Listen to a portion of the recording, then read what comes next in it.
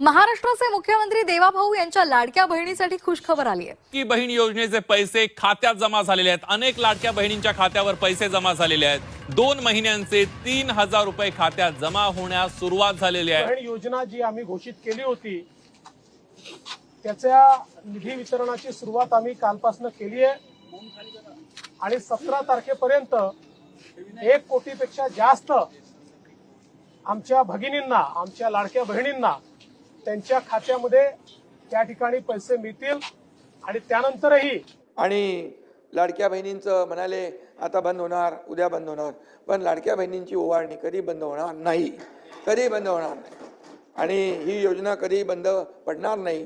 किती काही कोणी आरोप प्रत्यारोप दिशाभूल करण्याचा प्रयत्न केला तरी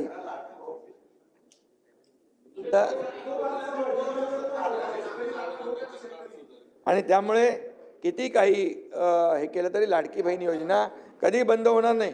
कोणी माईकाला आला तरी बंद नाही होणार।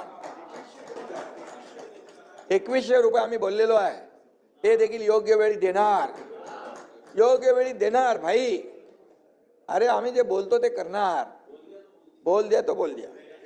आणि म्हणून योजना या सुरू राहतील।